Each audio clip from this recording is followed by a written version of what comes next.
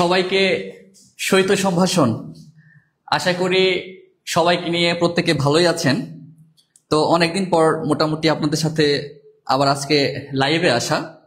তো আজকের লাইভটা স্পেশাল এই জন্যই যে আমরা প্রতিদিন তো প্রশ্ন সলভ করি বিভিন্ন পরীক্ষায় যে প্রশ্নগুলো এসেছে সেটাকে কেন্দ্র করে, কিন্তু আজকে আমরা প্রশ্ন সমাধান করব, কিন্তু তার আগে কিছুটা শেখা বা শিক্ষণের যে জায়গাটা সেটা শক্ত করে দৃঢ় করে একটা জিনিস প্রথমে আমি আলোচনা করব, শিখাবো, সেটাকে কেন্দ্র করে আমরা পরবর্তী যে প্রশ্নগুলো আছে যেগুলো খুবই গুরুত্বপূর্ণ সেই সব প্রশ্ন সম্পর্কে আমরা উত্তর দেওয়া নেওয়া বা সেটাকে বিশ্লেষণ করব। আশা করি সবাই মোটামুটি যুক্ত হয়ে যাবেন। তো এই মুহূর্তে যারা অ্যাক্টিভ আছেন আমাকে একটু বলবেন যে আমার কথা স্পষ্ট শোনা যাচ্ছে কিনা বা আমাকে ঠিকঠাক দেখা যাচ্ছে কিনা, একটু দ্রুত বলবেন।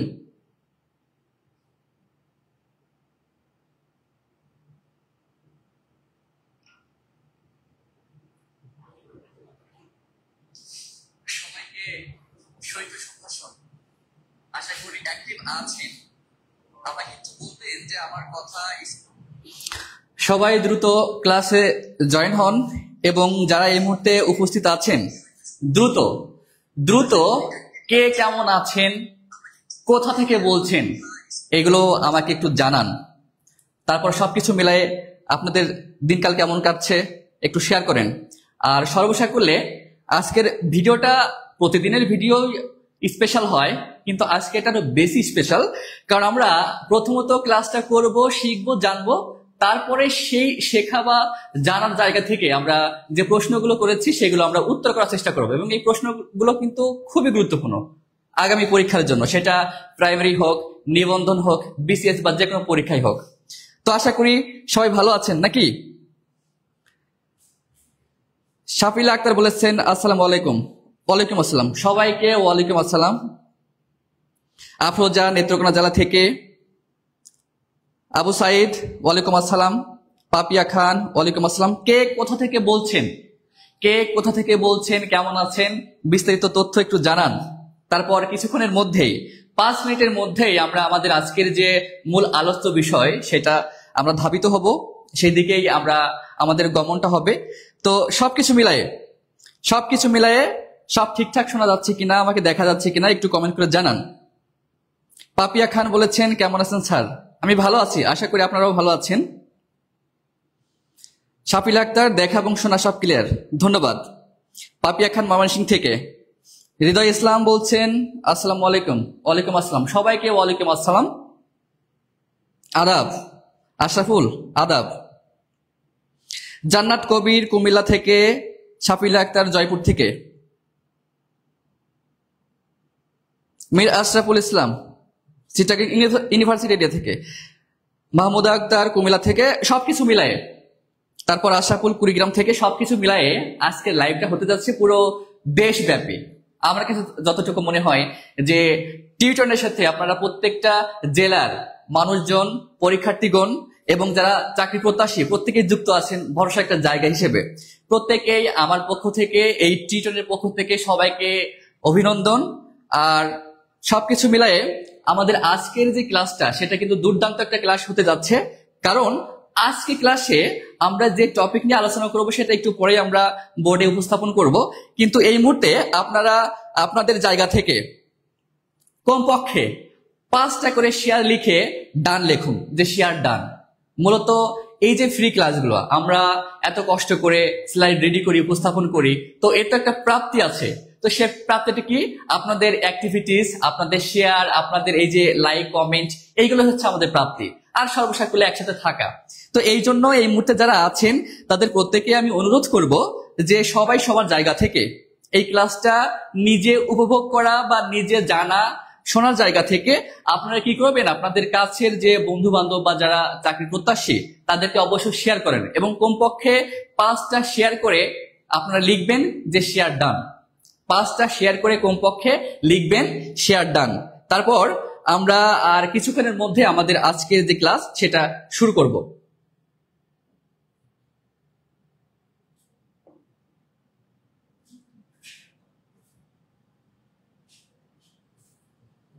দ্রুত সবাই একটু শেয়ার করি, দ্রুত শেয়ার করি। উর্মিনা মন্ডল নমস্কার, ভালো আছি। সবাই একটু দ্রুত শেয়ার করি। এই শেয়ার করা দেখে আমরা মূলত আমাদের ক্লাসটা আজকে শুরু করতে যাব। এই মুহূর্তে যারা অ্যাক্টিভ আছেন, আমাকে শুনতে পাচ্ছেন, দেখতে পাচ্ছেন, কিছুক্ষণের মধ্যে আমরা ক্লাস শুরু করব। কিন্তু তার আগে কমপক্ষে আপনারা এক একজন 5টা করে শেয়ার লিখে ডান লিখুন। 5টা করে শেয়ার লিখে ডান লিখুন। এরপর আপনারা কমেন্ট করবেন, আপনারা রিয়াক্ট দিবেন। এটাই হচ্ছে আমাদের প্রাপ্তি। এই জন্য এই মুহূর্তে যারা অ্যাক্টিভ আছেন অবশ্যই কমপক্ষে 5টা শেয়ার লিখে ডান লিখুন। রোকসানা আক্তার বলেছেন 10 শেয়ার ডান, অসংখ্য ধন্যবাদ। শাফিলা আক্তার আপনার ক্লাস আজ প্রথম, ধন্যবাদ। একটু পরে আমাদের কথা হবে, পড়াশোনা হবে। রাজিয়া সুলতানা 32 কি 32 ডান শেয়ার, তাই? তাসলিমা আক্তার বলেছেন নরসিংদী থেকে, ধন্যবাদ। সবাই একটু দ্রুত শেয়ার করি। দ্রুত শেয়ার করার পরেই আমরা কিছুক্ষণের মধ্যে আজকের যে আমাদের আলোচ্য বিষয় সেটা আমরা উপস্থাপন করব, আলোচনা করব, এবং খুবই দুর্দান্ত একটা ক্লাস হতে যাচ্ছে প্রতিদিনের মতো।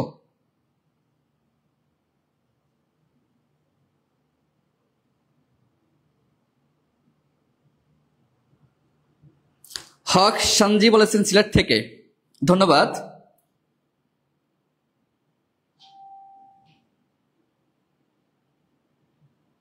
Raihan Talukdar share done. প্রিয় ভাই বোন, প্রিয় পরীক্ষার্থী, প্রিয় চাকরি প্রত্যাশী ভাই বোন, সবাইকে অনুরোধ করছি দ্রুত একটু শেয়ার করে দেন। শেয়ার লিখে 5টা, কমপক্ষে 5টা শেয়ার লিখে শেয়ার করে আপনারা ডান লিখুন। তারপরে আমরা ক্লাসে চলে যাব আজকে। উর্মিলা মন্ডল 25টা শেয়ার ডান। কোথায়? গ্রুপে নাকি এমনি মেসেঞ্জারে? শেয়ারটা যাতে কার্যকরী হয়, অনেকের কাছে পৌঁছায়, যাতে তাদেরও কাজে লাগে, এরকম জায়গায় শেয়ার করেন। Sumaiya Afrin Liza share done. MD Nuruzzaman ভালো আছি।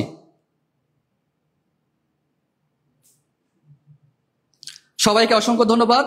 যারা আমাকে শুনতে পাচ্ছেন অবশ্যই শেয়ার চালিয়ে যান। আর আমরা এখন আমাদের আজকে ক্লাসটা শুরু করি। আমরা জানি এই যে প্রাইমারি বলেন, তারপর নিবন্ধন বলেন, বিসিএস ব্যাংক, প্রত্যেকটা জায়গায় কিন্তু একটা টপিক থেকে খুব প্রশ্ন বেশি আসে, আর সেটা হচ্ছে শব্দ গঠন। সেটা কি? শব্দ গঠন। এখন আমরা জানি যে আমাদের এই যে ব্যাকরণের আলোচ্য বিষয় কয়টি? 4টি: ধ্বনিতত্ত্ব, শব্দতত্ত্ব, রূপতত্ত্ব, অর্থতত্ত্ব। তো এখন এই যে শব্দ গঠন কিন্তু শব্দতত্ত্বের মধ্যে একটা আলোচ্য বিষয়। তো এই শব্দের মধ্যে আবার কয়েকটা শ্রেণী আছে। এই যে এই শব্দের মধ্যে আবার কয়েকটা শ্রেণী আছে। যেমন যদি বলা হয় উৎপত্তিগত দিক থেকে শব্দের একটা শ্রেণী বিভাগ আছে। এরপর গঠনগত, এই যে গঠনগত একটা শ্রেণী বিভাগ আছে। এরপর যদি বলি এই অর্থগত একটা শ্রেণী বিভাগ আছে। আবার এটাকে যদি বলি যে পদ অনুযায়ী একটা শ্রেণী বিভাগ আছে, সেটা আলাদা। আমরা জানি যে পদ 8 প্রকার, 8টি। কি? বিশেষ্য, সর্বনাম, বিশেষণ, ক্রিয়া, ক্রিয়া বিশেষণ, যোজক, অনুসর্গ, আবেগ শব্দ, এগুলো হচ্ছে পদের মধ্যে।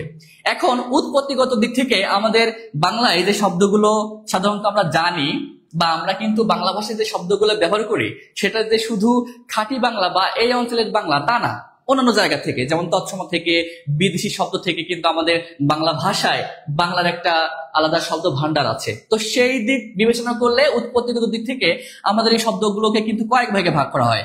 যেমন আমাদের শব্দকে ভাগ করা হয় তৎসম, তারপর তদ্ভব, দেশি, আর একটা হচ্ছে বিদেশি। এবার গঠনগত দিক থেকে, অর্থাৎ আমাদের যে শব্দগুলো আমরা ব্যবহার করি, এই শব্দগুলো আসলে একটা হচ্ছে ভাঙা যায় না, আর একটা ভাঙা যায়। ওই যে শব্দগুলো ভাঙা যায় তাকে আমরা কি বলবো? সাধিত। সেগুলোকে কি বলবো? সাধিত। আর অর্থগত দিক থেকে আমরা জানি যে আমাদের বাংলা ভাষাতে শব্দগুলো আছে সেগুলো কত প্রকার? 3 প্রকার। 1 যৌগিক, 2 রূঢ়, আর 3 কি হবে? যোগ রূঢ়। তিন কি হবে? যোগ রুড়ো। আর পদের দিক থেকে 8 প্রকার, সেটা তো আমরা প্রথম দিকেই বললাম। তো যাই হোক, আসলে আমরা আজকে যে বিষয়টা নিয়ে আলোচনা করব সেটা জানার আগে আমরা একটু মৌলিক বিষয় জেনে নিচ্ছি। আজকে মূলত আমরা গঠনগত শব্দ নিয়ে আলোচনা করব, এবং মৌলিক মানে যে শব্দগুলোকে ভাঙা যায় না, যে শব্দগুলোকে ভাঙা যায় না সেগুলোকে মৌলিক শব্দ বলে। আর সাধিত শব্দ হচ্ছে যে শব্দগুলোকে ভাঙা যায়। এখন এই সাধিত শব্দ এর মধ্য দিয়ে কিন্তু আমরা বাংলায় যে শত শত হাজার হাজার শব্দগুলো ব্যবহার করি, এই শব্দগুলো কিন্তু এই সাধিত শব্দের মধ্যে পড়ে, অর্থাৎ বিভিন্ন প্রক্রিয়ার মধ্য দিয়ে কিন্তু আমাদের বাংলা ভাষায় এই শব্দগুলো আমরা পেয়েছি। যেমন সেই সকল প্রক্রিয়ার মধ্যে একটা হলো সমাস। একটা কি? সমাস। এরপরে কি আছে? সন্ধি। এরপরে কি আছে? সন্ধি। এরপরে আছে উপসর্গ। এরপরে কি আছে? উপসর্গ। আর আরেকটা আছে, সেটা হচ্ছে প্রকৃতি ও প্রত্যয়। সেটা কি? প্রকৃতি ও প্রত্যয়। সেটা কি? প্রকৃতি ও প্রত্যয়। তাহলে আমরা এই যে এতক্ষণ যে তথ্যগুলো লিখলাম সেটা জাস্ট মৌলিক বিষয়টা জানার জন্য, কিন্তু আজকে এই ক্লাসে আমরা জানবো মূলত এই যে সাধিত শব্দ বা কিভাবে আমাদের বাংলায় এত শত শত হাজার হাজার শব্দ এসেছে, কোন কোন প্রক্রিয়ার মধ্য দিয়ে। তার মধ্যে একটি হচ্ছে সমাস, একটি হচ্ছে সন্ধি, একটি উপসর্গ, আর আরেকটি হচ্ছে প্রকৃত প্রত্যয়। এখন যে কোনো পরীক্ষা হোক, সেটা প্রাইমারি, সেটা নিবন্ধন, সেটা বিসিএস, সেটা ব্যাংক, যে কোনো পরীক্ষা, প্রত্যেক পরীক্ষায় কিন্তু এই যে শব্দ গঠন, বিশেষ করে সমাস, সন্ধি, উপসর্গ, প্রত্যয়, এই 4টা থেকে প্রশ্ন থাকবেই। কারণ এই 4টা বাদ দিলে আমাদের বাংলার কোনো শব্দ ভান্ডার থাকতেছে না, বা এই 4টা বাদ দিলে ব্যাকরণের অনেক কিছুই বাদ করে যাচ্ছে। যার জন্য আজকে আমরা মূলত এই সমাসের কিছু অংশ, যেগুলো দান্দিকতায় ভরা, যেগুলোতে আমাদের সন্দেহ বেশি থাকে, সেই সকল বিষয় নিয়ে আলোচনা করব। এরপর সন্ধি নিয়ে আমরা মৌলিক কিছু আলোচনা করব, এরপর উপসর্গ নিয়ে কিছু আলোচনা করব, এরপর প্রকৃতি প্রত্যয়। তার মানে আজকে এই ক্লাসে আমাদের আলোচ্য বিষয় হলো শব্দ গঠন বা সাধিত শব্দের যে প্রক্রিয়াগুলো আছে, এক সমাস, সন্ধি, উপসর্গ, প্রকৃতি প্রত্যয়। এখন আমরা ধারাবাহিকভাবে এই টপিকগুলো আমরা আলোচনা করব, এবং আজকের ক্লাসে আমি যে টপিকগুলো, যে বিষয়গুলো পড়াবো বা আলোচনা করব, ঠিক ওই কেন্দ্রিক কিছু প্রশ্নই তুলে ধরা হবে, যেগুলো আগে এসেছে বা ভবিষ্যতে আসতে পারে। এটা কিন্তু আপনাদেরকে কি করতে হবে? উত্তর দিতে হবে। আজকে ক্লাসটা এতটাই গুরুত্বপূর্ণ যে যদি আপনারা ঠিক মতো মনোযোগ দিয়ে দেখেন, তাহলে আজকে ক্লাসে আপনারা যা দেখবেন বা শিখবেন সেটা সারা জীবনের জন্য একটা পাথে হয়ে দাঁড়াবে। অর্থাৎ আপনারা আপনাদের জায়গা থেকে খাতা কলম নিয়ে বসে পড়ুন, এবং যদি কিছু লেখার দরকার হয়, নোট করার দরকার নোট করবেন। তাহলে আমরা দ্রুত ক্লাসে চলে যাচ্ছি, এবং পাশাপাশি আপনারা একটু শেয়ার দিয়ে রাখেন।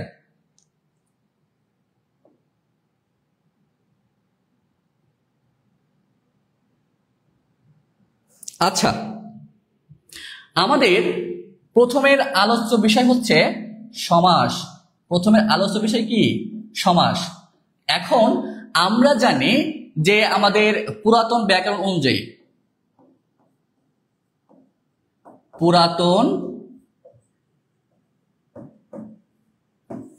অনুযায়ী সমাসকে 6 ভাগে ভাগ করা হয়।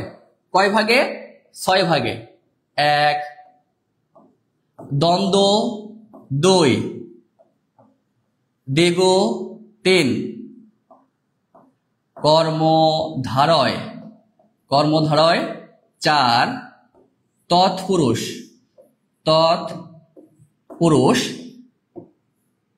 5 অব্যয়ীভাব, 5 কি হবে? অব্যয়ীভাব। আর সর্বশেষ বহুব্রীহি। কি বললাম? বহুব্রীহি।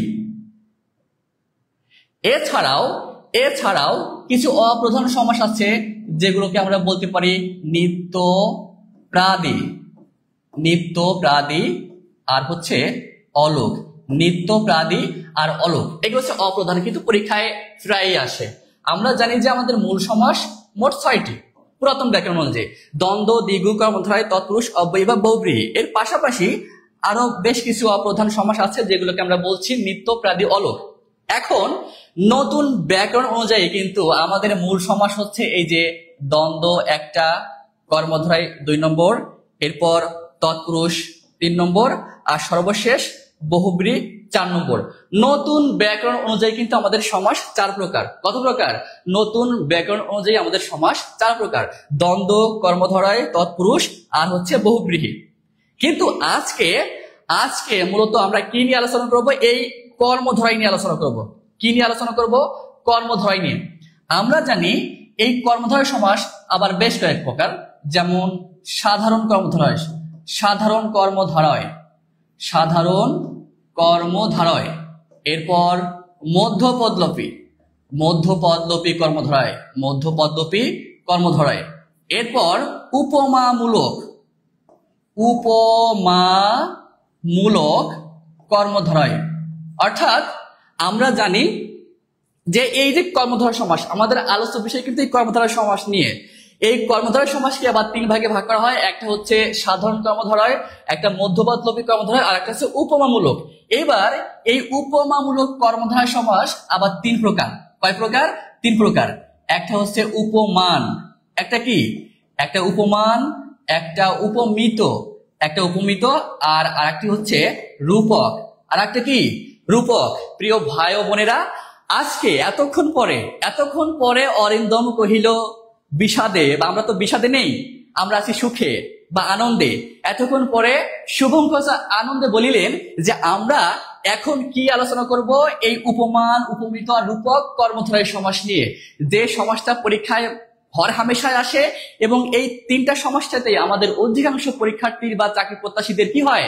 সমস্যা হয়, দান্দিকতায় পড়তে হয়, ঝামেলায় পড়তে হয়। তাহলে আমি এরপর থেকে এই উপমান, উপমিত, রূপক এই 3টা নিয়ে আলোচনা করব, এবং এই 3টা আলোচনা শেষে আমরা 3টা উদাহরণ আমরা পাশে দিব। আপনাদের প্রথমত বুঝতে হবে, জানতে হবে, শিখতে হবে, তারপরে আমরা একটু প্র্যাকটিস করব। সবাই রেডি তো? তাহলে আমরা আমাদের আজকের যে আলোচনা সমাস থেকে, সেটা হচ্ছে উপমান, উপমিত, রূপক, যেগুলো কি কর্মধারয় আবার উপমামূলক কর্মধারয় সমাসের মধ্যে পড়ে। আজকে আমাদের আলোচ্য বিষয় উপমান, উপমিত, রূপক। তো চলো তাহলে আমরা মোটামুটি শুরু করি। আমাদের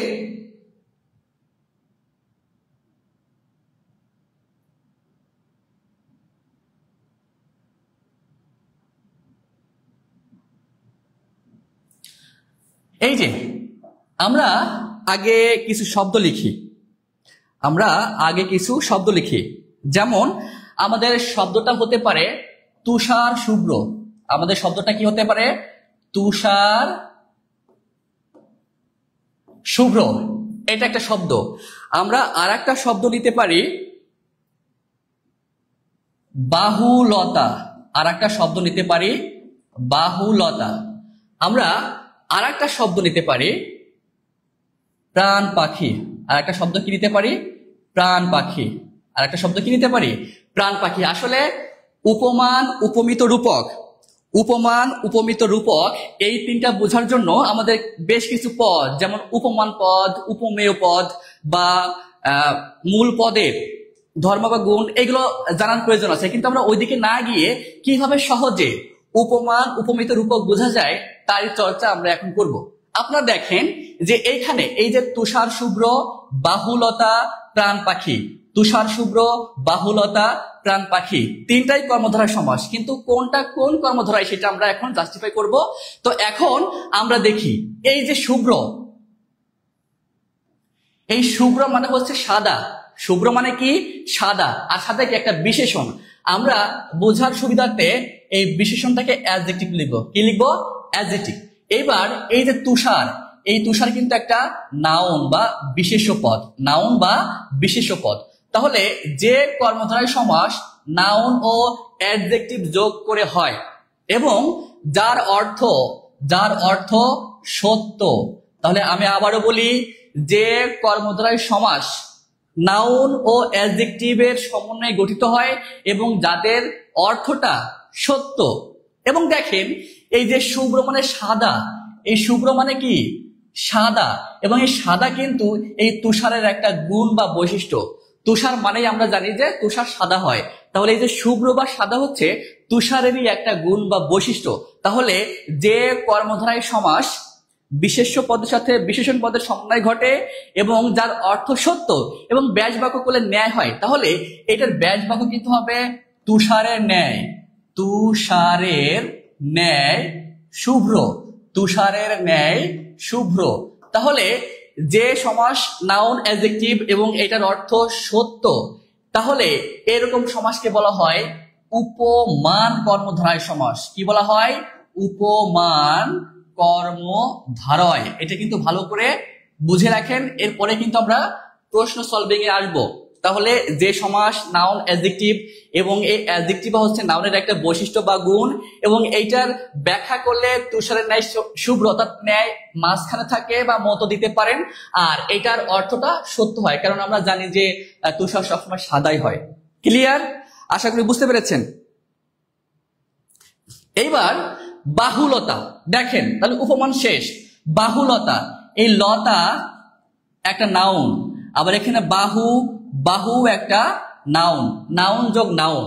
এখন আমরা জানি যে নাউনের সাথে নাউনের সম্পর্ক যদি একত্রিত হয়, এবং দেখেন এখানে বাহুলতা, আমরা জানি যে লতা হচ্ছে একদম চিকন, অনেকের হাত বা বাহু চিকন, এই যে হাতের সাথে ওই লতার সাথে বাহুর তুলনা করা হচ্ছে, তার মানে এটাও নাউন এটাও নাউন, কিন্তু এইটার ঘটনা অসত্য।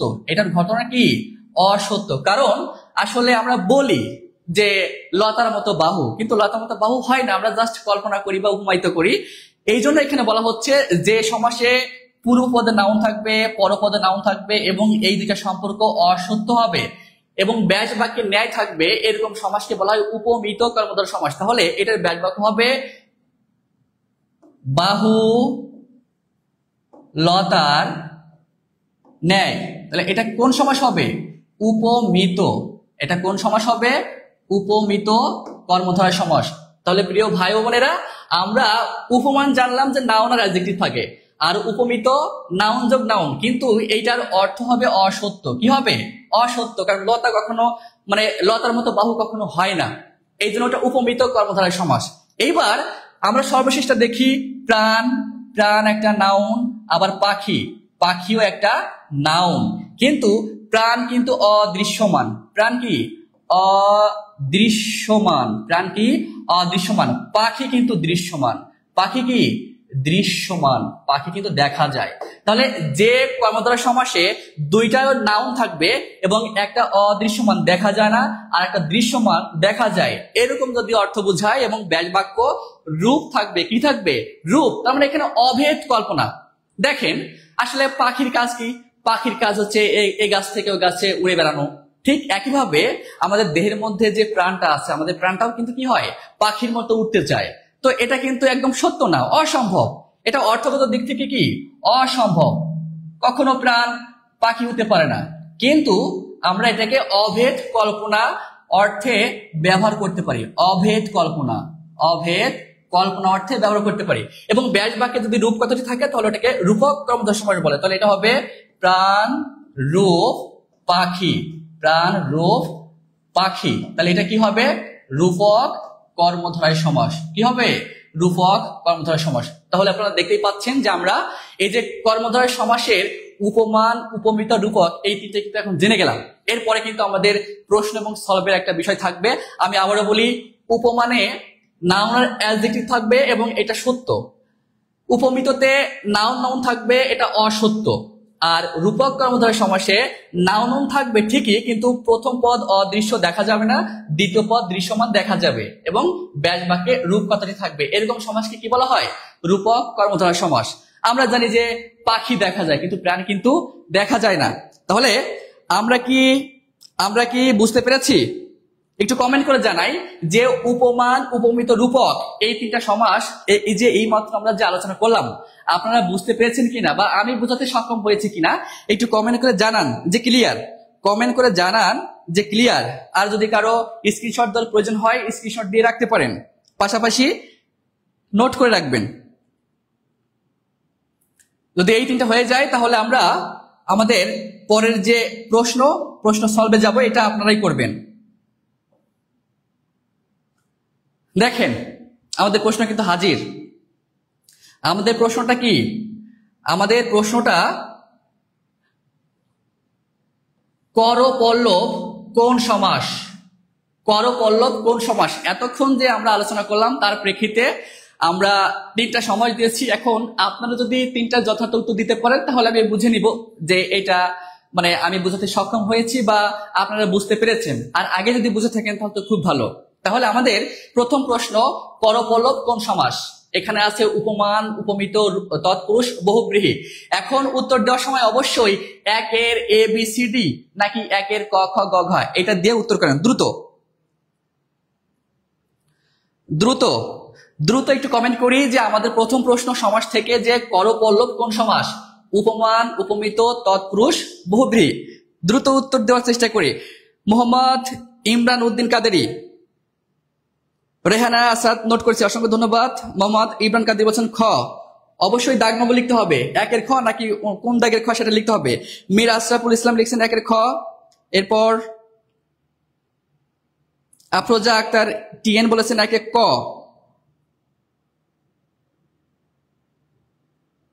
সালমা হক, জি স্যার বুঝেছি, ধন্যবাদ। রোজিনা ইসলাম বলেছেন 1-এর খ। সাবিনা ইসলাম বলেছেন 1-এ বি। সুরমা আক্তার 1-এ খ। রেখা বলেছেন খ। মোহাম্মদ ইমরান উদ্দিন কাদেরি 1-এ ক। রোকসানা আক্তার 1-এ খ। তাহমিনা তাহা 1-এ খ। মীর আশরাফুল ইসলাম 1-এ খ। সবাইকে অসংখ্য ধন্যবাদ। তাহলে আমরা একটু দেখি, এই যে কর মানে কিন্তু হাত, এই কর মানে কিন্তু হাত, আর এই পল্লব মানে হচ্ছে পাতা। পাতা, আর আমরা জানি যে পাতা একটু নরম থাকে। কি থাকে? নরম। তাহলে এই কর কিন্তু নাউন, পল্লব নাউন।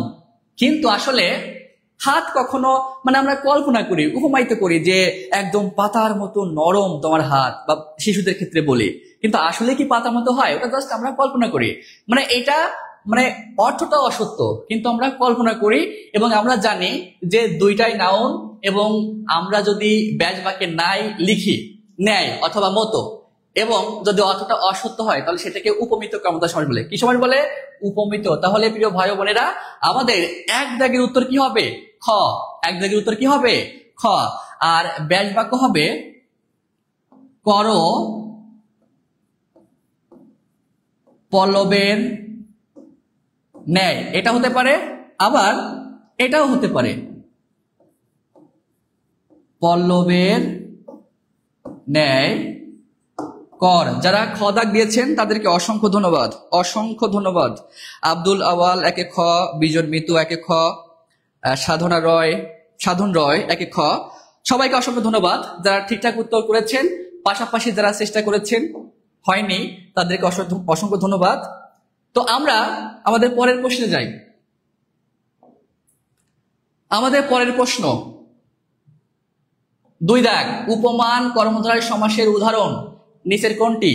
এখানে কিন্তু বেশ কিছু সমাস দেওয়া আছে, যেমন শশব্যস্ত, কাল চক্র, পরাণ পাখি, বহুব্রীহি। এখন এই 4টার মধ্যে কোনটা উপমান কর্মধারয় সমাসের উদাহরণ? আমরা একটু আগে কিন্তু উপমান কর্মধারয় সমাসের যে বৈশিষ্ট্যগুলো আছে সেটা আমরা আলোচনা করেছি, আশা করি বুঝতে পেরেছেন। তো সেই বোঝার জায়গা থেকে এখন উত্তর করেন দ্রুত। এটা কিন্তু 41তম বিসিএস আসছে। তাহলে উপমান কর্মধারয় সমাসের উদাহরণ নিচের কোনটি? শশব্যস্ত, কালচক্র, পরাণ পাখি, বহুব্রীহি। আমাদের আরো অনেক কিছু শেখার আছে, অনেক কিছু বোঝানোর আছে। এই জন্য আমরা দ্রুত উত্তর দিব যাতে আমরা দ্রুত এই ক্লাসটা শেষ পর্যন্ত যাইতে পারি। তাসলিমা খাতুন 2-এ ক। সোনালী স্বপ্ন 2-এ ক।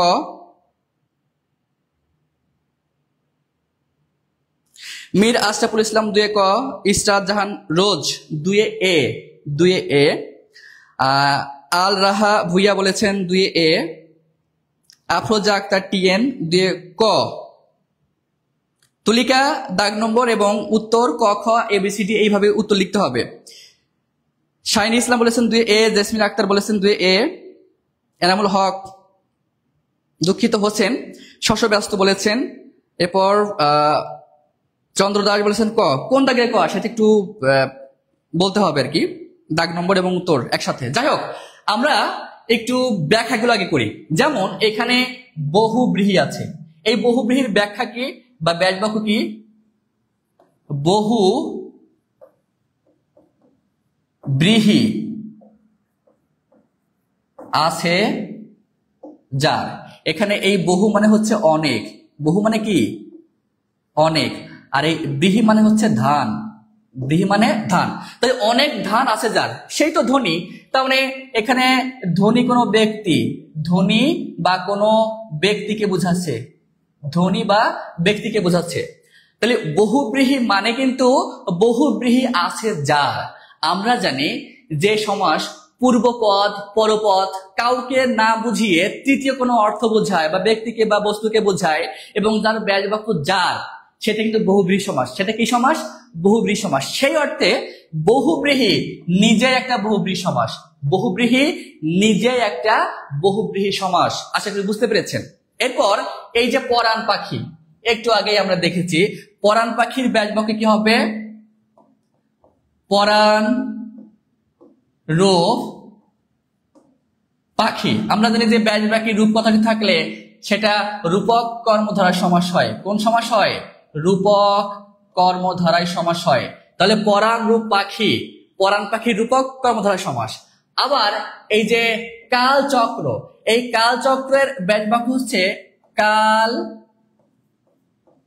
রূপ চক্র, কাল রূপ চক্র। কাল কি একটা সময়, সময় তো চক্রাকারে ঘুরতে থাকে বা স্রোতের মতো ধাবিত হয়, এটাও কিন্তু রূপক, এটাও কি সমাস? রূপক কর্মধারায়, কর্মধারায়। আর থাকলো কি? শশ ব্যস্ত, থাকলো কি? শশ ব্যস্ত। আমরা জানি এই যে শশ ব্যস্ত, শশ ব্যস্ত, এটার ব্যাজ বাক্য করলে হয় শশকের ন্যায় ব্যস্ত। এখন দেখেন এই যে শশক, এই শশক মানে কিন্তু খরগোশ, শশক মানে কি? খরগোশ। আর এই ব্যস্ত কিন্তু খরগোশের একটা গুণ বা বৈশিষ্ট্য, এই ব্যস্ত কিন্তু খরগোশের একটা গুণ বা বৈশিষ্ট্য। তাহলে মানে এই যে শশক, এই যে শশ হচ্ছে নাউন, ব্যস্ত অ্যাডজেক্টিভ, আর খরগোশ তো সবসময় ব্যস্তই থাকে। তার মানে এই ঘটনাটি সত্য। আর আমরা জানি নাউন অ্যাডজেক্টিভ এবং ঘটনাটি সত্য হলে সেটাকে কি বলা হয়? উপমান কর্মধারা সমাস, যেটা আমাদের প্রশ্নে দেওয়া আছে। তাহলে এই দুই দাগের উত্তর কি হবে? শশ ব্যস্ত, যার ব্যাজ বাক্য হবে শশকের ন্যায় ব্যস্ত। আশা করি বুঝতে পেরেছেন। আচ্ছা, পরের প্রশ্নে যাই।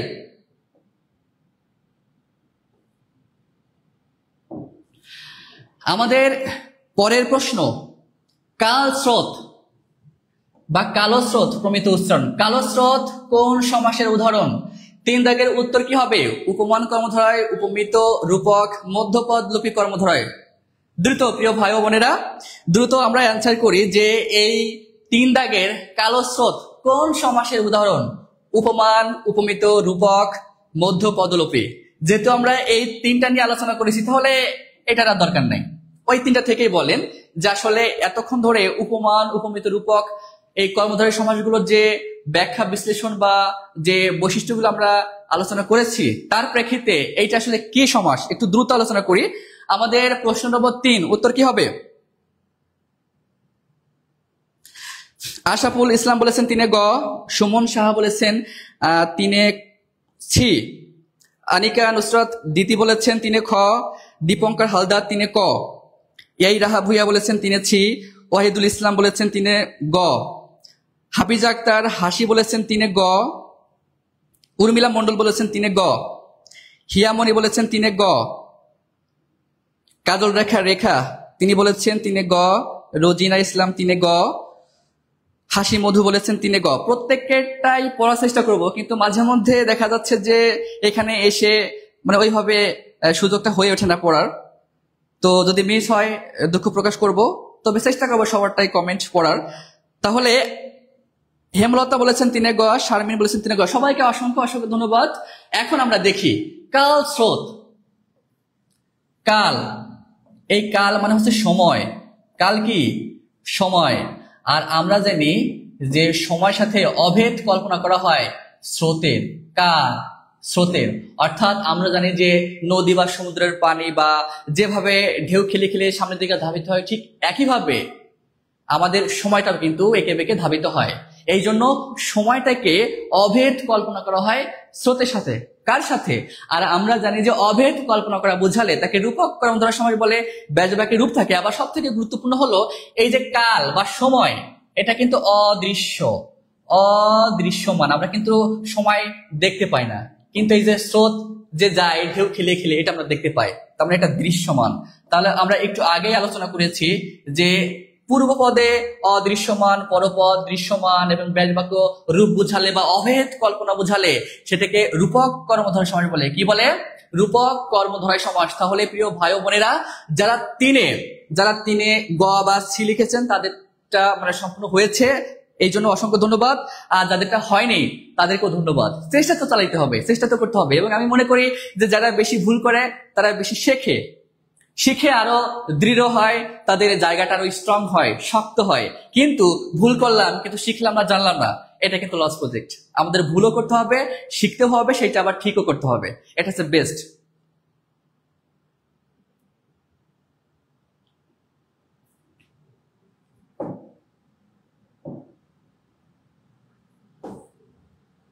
আচ্ছা,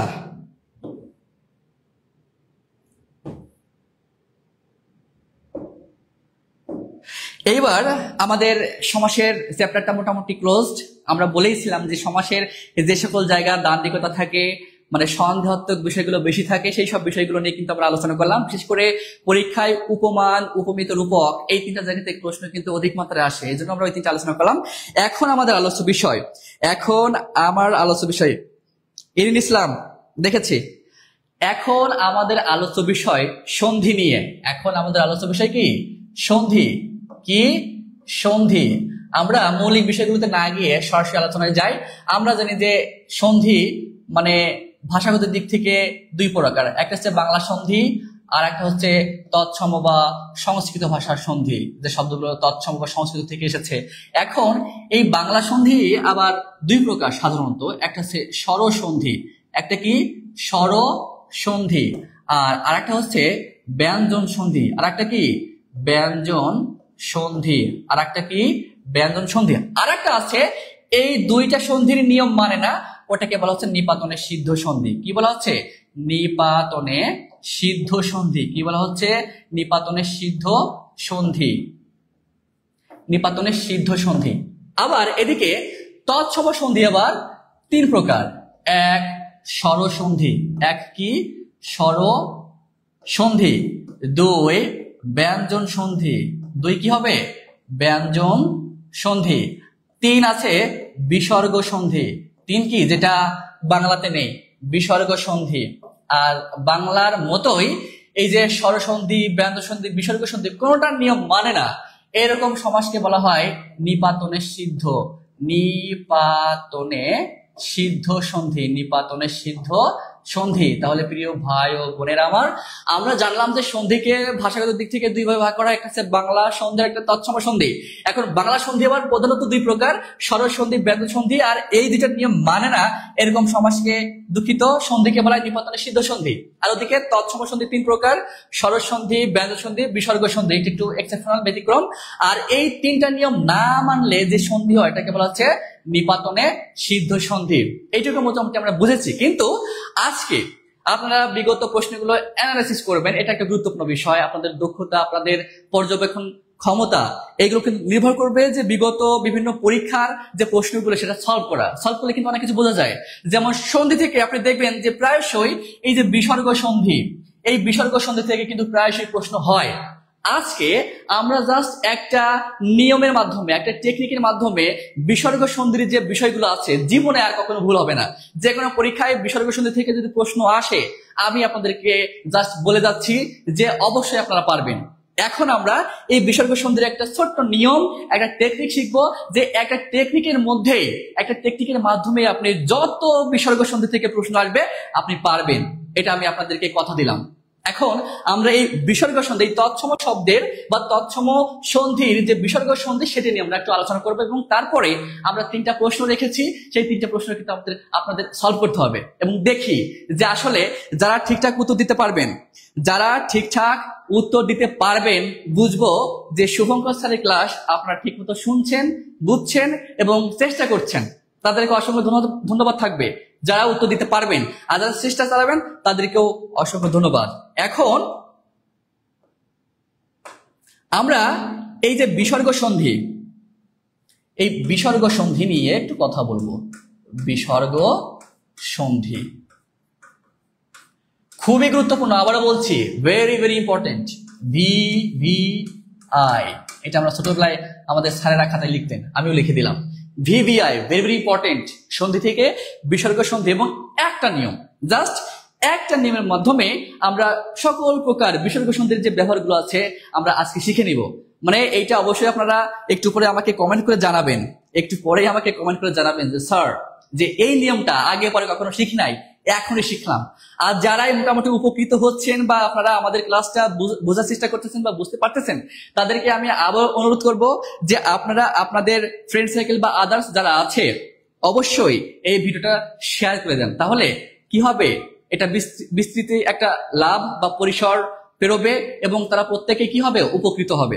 আর অবশ্যই কমেন্ট এবং রিয়াক্ট দিয়ে আমাদের সাথেই থাকবেন।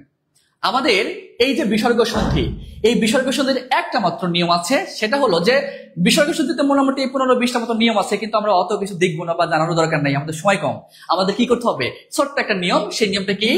নিয়মটা হলো যে যদি কখনো দেখেন যে এই যে তালব্য স, আমরা জানি যে আমাদের বাংলায় স্বধ্বনি একটা, কিন্তু স্বধ্বনির বর্ণ কিন্তু 3টা। কি কি?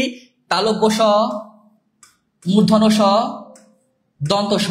এই যে 3টা স, এই 3টা স, এরপরে র, এই যে র বা যদি রেপ থাকে, ও, এই যে ও কার, এইগুলো যদি থাকে তখন আমরা কি করব, ওইখানে বিসর্গ লিখব। কি লিখব? বিসর্গ লিখব।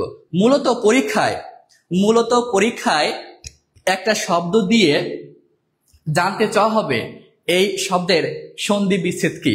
তো আমি আবারও বলছি যে একটা শব্দ দেওয়া থাকবে, সেই শব্দকে ব্যবচ্ছেদ করতে বলা হয়, এবং নিচেই 4টা অপশন দেওয়া থাকে যে এটা ভাঙলে কি হয়। আমি আবারও বলছি, যদি কখনো দেখেন যে কোনো শব্দে তালব্য স আছে, মূর্ধন্য স আছে, দন্ত স আছে, র বা রেপ আছে, অথবা এই যে ও কার আছে, তাহলে নিশ্চিত জেনে রাখবেন যে ওটাকে ভাঙার পর একটা বিসর্গ আসে। কি আসে? বিসর্গ আসে। যেমন আমরা কয়েকটা উদাহরণ দেখি, যেমন স দিয়ে আমরা একটা উদাহরণ দেখতেই পারি। যেমন লিখলাম নিশ্চয়। কি লিখলাম? নিশ্চয়। কি লিখলাম? নিশ্চয়। এখন এইটাকে যদি একটু ভাঙি, তাহলে একটা অংশ এখানে আসে, নিশ যোগ চয়। এখন দেখেন আমি কি বলেছিলাম, যে শব্দে যদি তালব্য স থাকে, এই যে তালব্য স, এই যে তালব্য স, তাহলে এই তালব্য স জায়গায় কি লিখতে হবে? এই বিসর্গ লিখতে হবে। কি লিখতে হবে? এই বিসর্গ। তাহলে এই নিশ্চয়ের সন্ধি বিচ্ছেদ হচ্ছে নয়রসি বিসর্গ যোগ চ অন্তস্থ। বুঝতে পেরেছেন কিনা একটু জানান যে স্যার ক্লিয়ার, যে স্যার ক্লিয়ার। তাহলে নিশ্চয় এই শব্দটাকে যদি আমরা ভাঙি মনে মনে, তাহলে নিশ যোগ চয় হয়। আর আমরা জানি যে তালব্য স থাকলে, এই যে তালব্য স থাকলে এখানে কি লিখতে হয়? বিসর্গ। এই সেই বিসর্গ লিখলাম। এইবার আমরা যদি স দিয়ে লিখি, যেমন যদি লিখি আবিষ্কার, এই যে স্বরে আ, বয়রসি, মূর্ধন্য শয় কয় আকার র। এখন এটাকে যদি আমরা একটু ব্যবচ্ছেদ করি, তাহলে কি হয়? আ বয়রসি মূর্ধন্য সা, আবিষ যোগ কার। এখন দেখেন তো, এই যে আবিষ শব্দের শেষে কি আছে? মূর্ধন্য স। তাহলে এই যে মূর্ধন্য স, মূর্ধন্য স থাকলে কি হয়? এই যে বিসর্গ হয়। তাহলে এই মূর্ধন্য স জায়গায় বিসর্গ দিলেই কিন্তু আমাদের বিসর্গ সন্ধি হয়ে গেল। তাহলে কি হবে? স্বরে আ, বয়রসি, বিসর্গ কয়াকার র।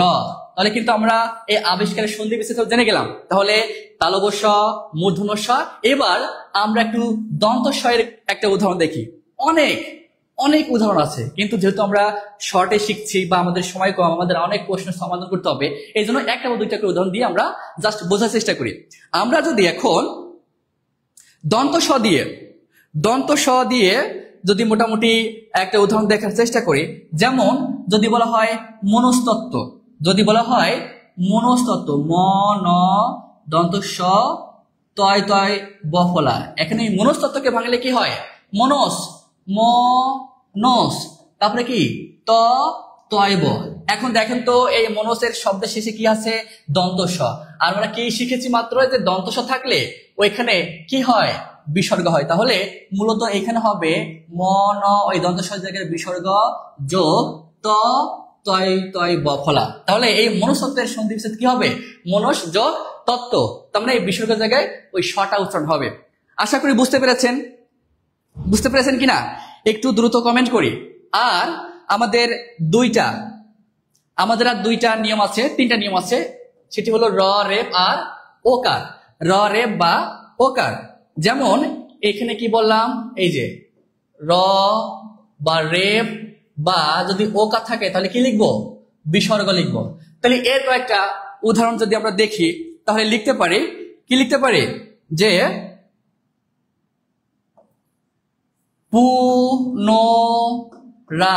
পুনরাবৃত্তি। এখন দেখেন এই শব্দটাকে যদি আমরা ব্যবস্থিত করি, পুনর কি হয়?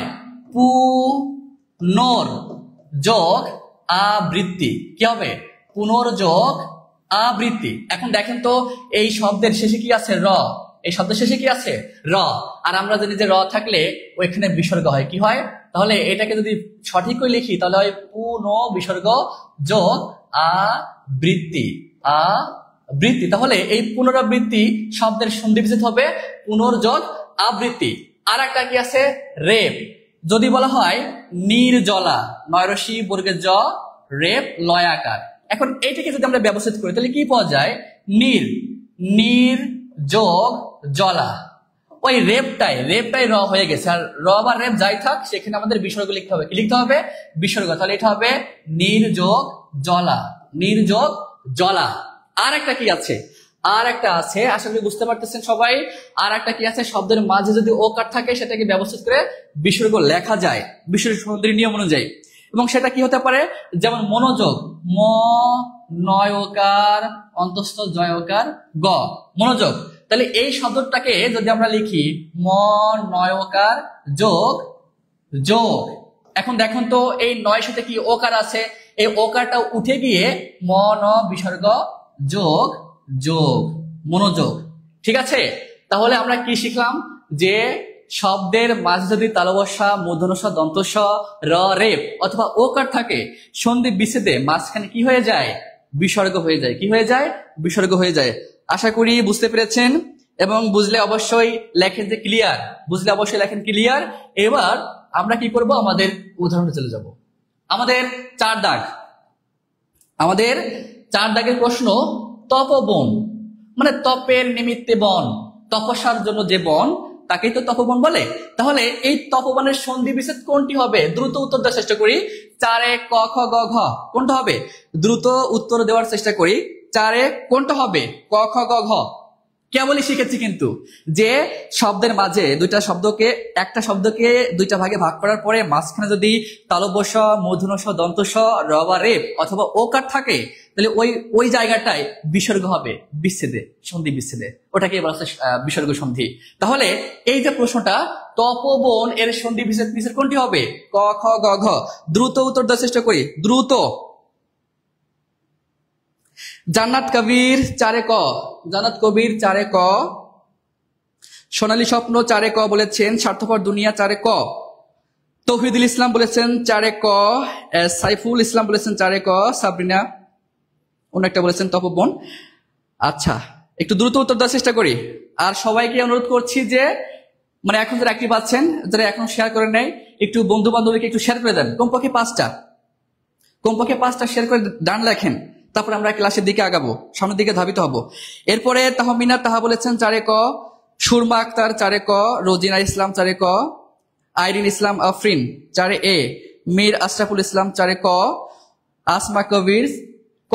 সবাইকে অসংখ্য ধন্যবাদ। এখন দেখি এই যে তপবন, ত পয়কার, তপ যোগ বন। এখন দেখুন তো এই যে ত আর পকে যদি আলাদা করি মাঝখানে কি থাকলো ওকার, আর আমরা জানি যে ওকার থাকলে সেখানে বিসর্গ হয়, কি হয় এই যে এখানে ওকারের পরিবর্তে বিসর্গ লিখলাম যোগ বন। তাহলে এই যে তপবন, এই তপবন শব্দের সন্ধি বিচ্ছেদ কি হবে তপ যোগ বন। তাহলে কোনটা হবে তপ যোগ বন। এই যে কদাক, অর্থাৎ চারে যারা ক লিখেছেন তাদেরটা 100% সঠিক। আর যারা চেষ্টা চালাচ্ছেন তাদেরকেও অসংখ্য ধন্যবাদ। চেষ্টা চালা যাইতে হবে, জানতে হবে, বুঝতে হবে, ব্যাস। পরের প্রশ্নে যাই। আমাদের পরের প্রশ্ন, আমরা জানি যে ভাইয়ের পুত্রকে কি বলা হয় ভ্রাতুষ্পুত্র। এখন এখানকার প্রশ্ন হলো ভ্রাতুষ্পুত্র সন্ধি বিচ্ছেদ করলে কি পাওয়া যায় ক খ গ ঘ। দ্রুত দেখি কে সবার আগে উত্তর দেয়। কার নামটা আমি আগে বলি, কার নামটা সবাই শুনবে। আমাদের এখনকার যে প্রশ্ন সেটা হচ্ছে 5 ক খ গ ঘ, কোনটা হবে? ভ্রাতুষ্পুত্র এই শব্দটাকে ব্যবচ্ছেদ করলে বা সন্ধি বিচ্ছেদ করলে কি হবে?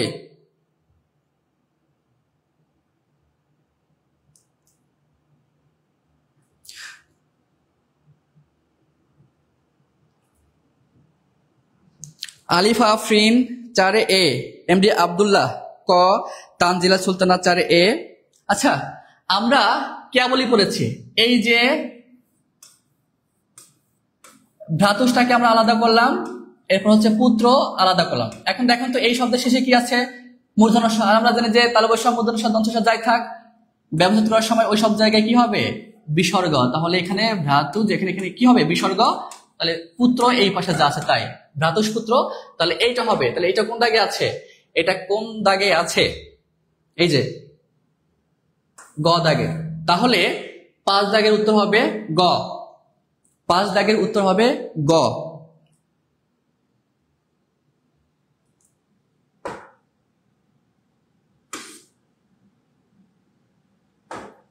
সন্ধি থেকে আমাদের শেষ প্রশ্ন, সন্ধি থেকে আমাদের শেষ প্রশ্ন সেটি হলো যে প্রাতরাশ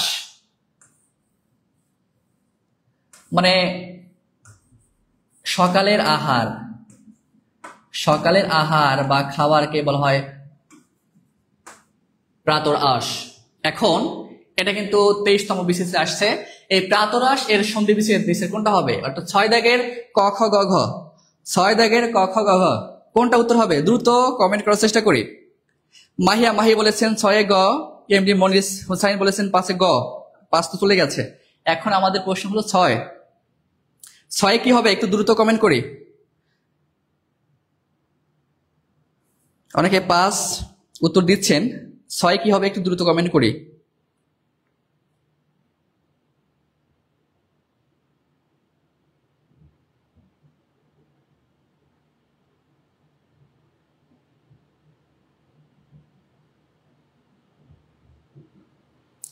আচ্ছা ঠিক আছে, অনেকে করেছেন মেঘবালিকা 6 গ, তহিদুল ইসলাম 6 গ, সাবরিনা 6 গ, হেমলতা তিনি বলেছেন 6 খ, সোমায়া আক্তার 6 গ গ গ, হিয়ামণি বলেছেন 6 গ। আচ্ছা যাক, আমরা একটু দেখি। মূলত এটাকে ব্যবচ্ছেদ করলে হয় প্রাতর যোগ আশ, প্রাতর যোগ আশ। আর আমরা জানি যে রয়ের পরিবর্তে বিসর্গ হয়, তাহলে এটাকে সমাধান করলে হয় পয়রূপ লেখা ত বিসর্গ যোগ আশ, নট রাস, আশ হবে। এই শব্দকে ব্যবচ্ছেদ করলে প্রাতর যোগ আশ। তাহলে উত্তর কোনটা হবে? প্রাতর যোগ আশ, এই যেটা। তাহলে যারা 6 গ বলেছেন তাদেরটা শুদ্ধ, এই জন্য সবাইকে ধন্যবাদ।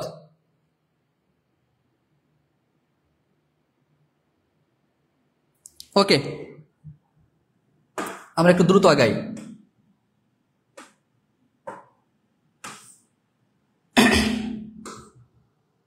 আমাদের এর পরের যে টপিক সেটা হচ্ছে উপসর্গ। সেটা কি? উপসর্গ। আমরা জানি যে উপসর্গ হচ্ছে মূল শব্দের পূর্বে বসে, মূল শব্দের আগে বসে নতুন শব্দ তৈরি করে। নতুন, এটা আমরা কম বেশি সবাই জানি, নতুন শব্দ তৈরি করে, ওটাকে উপসর্গ বলে। এখন এই উপসর্গগুলোকে আবার বেশ কয়েক ভাগে ভাগ করা যায়। যেমন বাংলা, বাংলা উপসর্গ মোট কয়টি? 21টি। তারপরে তৎসম উপসর্গ কয়টি? 20টি। তৎসম উপসর্গ কয়টি? 20টি। আর আরেকটা হলো বিদেশি উপসর্গ। আর একটা কি? বিদেশি, বিদেশি উপসর্গ। এখন এই বিদেশি উপসর্গের মধ্যে বেশি গুরুত্বপূর্ণ এবং পরীক্ষায় আসে সেটি হলো আরবি। সেটা কি? আরবি উপসর্গ আছে, তারপর ফার্সি, আরবি আছে, ফার্সি আছে, এরপর কি বলা যায়? উর্দু, উর্দু বা হিন্দি, উর্দু বা হিন্দি, ভাষা এক, শুধু বর্ণগুলো আলাদা। আর আরেকটা বেশি পরীক্ষা আসে সেটা হচ্ছে ইংরেজি। সেটা কি? আরো আছে, জাস্ট আমরা এই চারটা নিয়ে একটু নোট করে রাখলাম। যে আমরা জানি যে আমাদের উপসর্গ হচ্ছে মূল শব্দের আগে বসে নতুন শব্দ তৈরি করে। আর এই উপসর্গ 3 ভাগে বিভক্ত। একটা হচ্ছে বাংলা উপসর্গ 21টি, তৎসম বা সংস্কৃত উপসর্গ 20টি, আর বিদেশি উপসর্গ অনেক আছে। যেমন আরবি আছে, তারপরে ফার্সি আছে, উর্দু বা হিন্দি আছে, ইংরেজি আছে, পর্তুগিজ আছে, গুজরাটি আছে, অনেক ভাষার উপসর্গ আছে। কিন্তু আমরা দেখি যে উপসর্গ থেকে আসলে অনেক সময় প্রশ্ন দিয়ে দেয় যে একটা বাক্যে কয়েকটা শব্দ আছে, ওই শব্দগুলো আইডেন্টিফাই করতে হয় যে কতগুলো উপসর্গ আছে। আবার অনেক সময় দিয়ে দেয় যে একটা শব্দ দিয়ে উপসর্গের কি অর্থ বোঝাচ্ছে সেইটা। তো দেখি আমাদের এর পরের যে প্রশ্নগুলো আছে সেখানে কি দেওয়া আছে। আমাদের 7 দাগের প্রশ্ন, আমাদের 7 দাগের প্রশ্ন, এই যে আমাদের 7 দাগের প্রশ্ন, দুর্নীতির কারণ অনুসন্ধান অত্যাবশ্যক, এই বাক্যটিতে উপসর্গ আছে কতটি? একটু দ্রুত উত্তর দেওয়ার চেষ্টা করব আমরা। আমাদের 7 দাগের প্রশ্নটি হলো দুর্নীতির কারণ অনুসন্ধান অত্যাবশ্যক, এই বাক্যটিতে উপসর্গ আছে মোট কয়টি? 3, 4, 5 নাকি 6? এখন এই যে শব্দগুলো ব্যবস্থিত করে একটু ভেঙে দেখেন তো এর ভিতরে উপসর্গ কতগুলো আছে।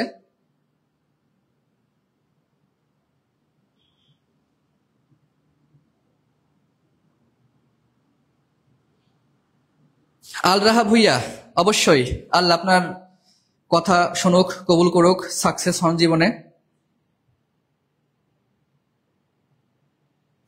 তাহলে প্রিয় ভাই ও বোনেরা, আমাদের এখনকার প্রশ্ন যদিও প্রায় 10:30 বেজে গেছে, আমরা খুব দ্রুতই আজকে লাইভটা শেষ করব এবং আরো বেশ কিছু প্রশ্ন আছে একটু সমাধান করে তারপরে আমরা শেষ করব।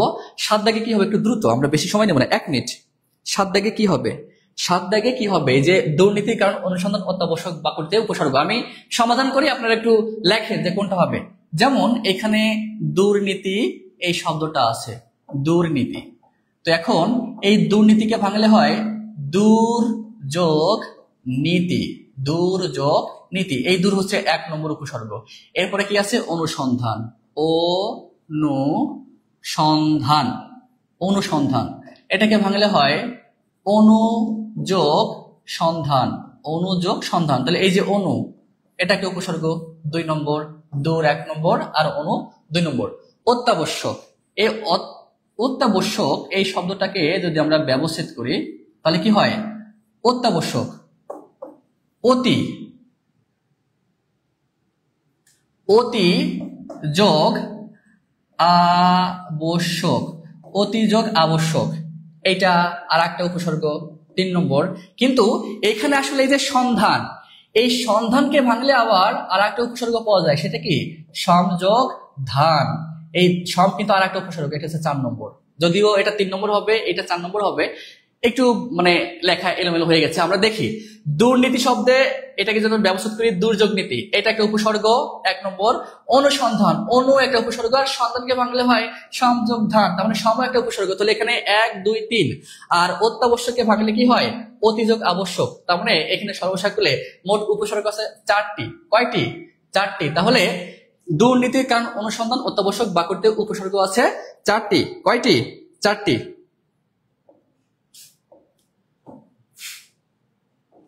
আমাদের পরের প্রশ্ন, আমাদের পরের প্রশ্ন অনেক সময় দিয়ে দেয় যে একটা শব্দ দিয়ে বলে যে এই উপসর্গটা কোন ভাষার।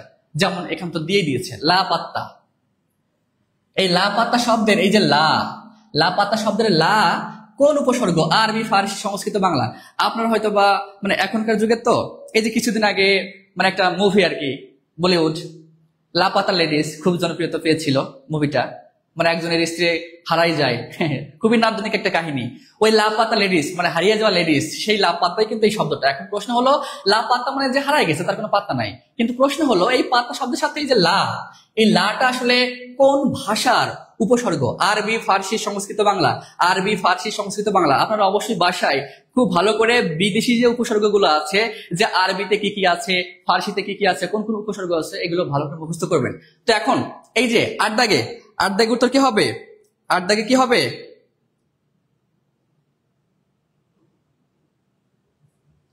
8 দাগে কি হবে? একটু দ্রুত উত্তর। 8 দাগে কি হবে? হেমলতা বলেছেন, স্যার নতুন কিছু শিখতে পারলাম, ধন্যবাদ। আরবি হবে। কি হবে? আরবি। যদিও আরো সময় থাকতো, আমরা এইসব বিষয় নিয়ে আরো ডিটেলস আলোচনা করতাম, যদি সময় স্বল্পতা আছে, প্রায় 10টা 31 বাজে, তো আমরা একটু দ্রুত শেষ করি।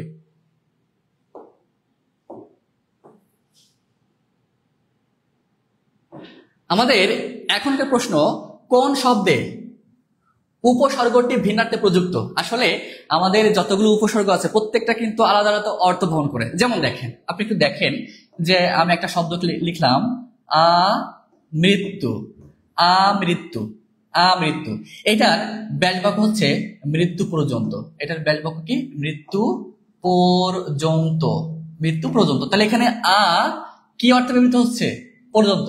আ কণ্ঠ, এই যে আ কণ্ঠ, কণ্ঠ পর্যন্ত, তাহলে আ দিয়ে পর্যন্ত বোঝায়। আবার দেখেন, আবার যদি এই শব্দে বলি আ রক্তিম, আ রক্তিম, এটা আবার ব্যাসবাক্য করলে কি হয়ে যায়? ঈষৎ রক্তিম। কি হয়ে যায়? ঈষৎ রক্তিম। এখন দেখেন, তাহলে আটা কোন কোন শব্দের আগে বসলে পর্যন্ত অর্থ বহন করতেছে, আবার কোন কোন শব্দে আটা কি হয়ে যাচ্ছে? রক্তিম। ঠিক একইভাবে একটা উপসর্গ এক একটা শব্দের আগে মানে ভিন্ন অর্থ প্রকাশ করতেই পারে। এটা কিন্তু একটা ক্রিটিক্যাল একটা বিষয়। যেমন এইটাতে কোন শব্দে উপসর্গটি ভিন্নার্থে, তার মানে 3টা শব্দে উপ একই অর্থ বহন করতেছে, একটা আলাদা। এখন সেই আলাদা কোনটা সেটা একটু খুঁজে বের করেন, যে কোন শব্দে উপসর্গটি ভিন্নার্থে প্রযুক্ত।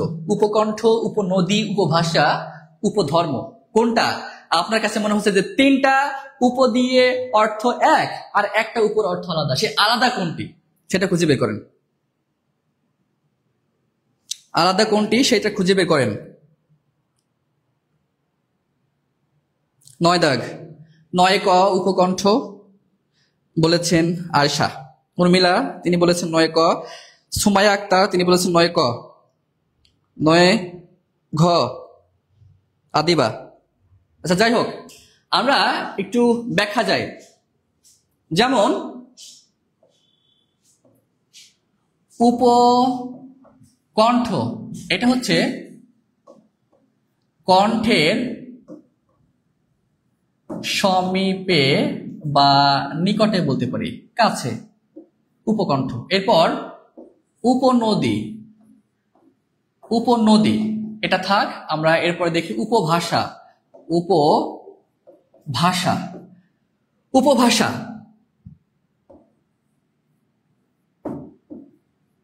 ভাষার সদৃশ বা নিকটে, মানে মূল ভাষার কাছাকাছি যে ভাষা তাকে আমরা কি বলি? উপভাষা। উপধর্ম, উপধর্ম, অর্থাৎ এখানেও কিন্তু ধর্মের সদৃশ, ধর্মের সাদৃশ্য, তার মানে ধর্মের কাছাকাছি। সাদৃশ্য মানে কি? মতো বা তার কাছাকাছি কিছু। তাহলে আমরা দেখতে পাচ্ছি যে উপকণ্ঠ, উপভাষা, উপধর্ম এই প্রত্যেকটার ব্যাসবাক্য করলে মানে নিকটে, কাছাকাছি বা একই রকম এরকম অর্থ প্রদান করতেছে। শুধু উপনদী, এই উপনদীকে ব্যাসবাক্য করলে হয় ক্ষুদ্র নদী। কি হয়? উপনদী বলতে ক্ষুদ্র নদীকে বোঝায়। তাহলে দেখা যাচ্ছে যে এই যে উপকণ্ঠ, উপভাষা, উপধর্ম এই 3টা উপ ওই যে সমীপে, সাদৃশ্য বা নিকটতে প্রদান করতেছে। কিন্তু এই যে উপনদী, এই উপনদী বলতে এখানে উপটা ক্ষুদ্র অর্থে ব্যবহৃত হচ্ছে, এই জন্য এটা আলাদা। এই জন্য প্রশ্নটা কি ছিল যে কোন শব্দ উপসর্গটি ভিন্নার্থে প্রযুক্ত। আশা করি যারা মোটামুটি উত্তর দিতে সক্ষম হয়েছে 9 দাগ তাদেরকে অসংখ্য ধন্যবাদ, যারা চেষ্টা চালিয়ে যাচ্ছেন তাদেরকে ধন্যবাদ।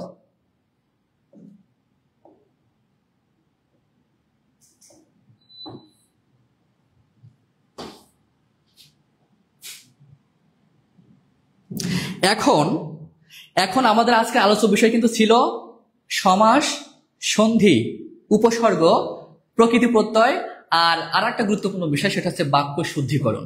তো এখন আমরা বাক্য শুদ্ধিকরণের 3টা প্রশ্ন সমাধান করব, আর এরপরে প্রকৃতি প্রত্যয়।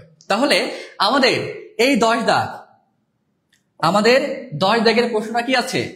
দেশের। তার আগে ছোট্ট একটু তথ্য আমরা যদি দিয়ে রাখি তাহলে সুবিধা হবে বোঝার ক্ষেত্রে। যেমন এই যে বাক্য শুদ্ধিকরণে বাক্যে যে সব জায়গায় ভুল থাকে, কোন কোন জায়গায় ভুল থাকতে পারে, সেটা একটু জানবো।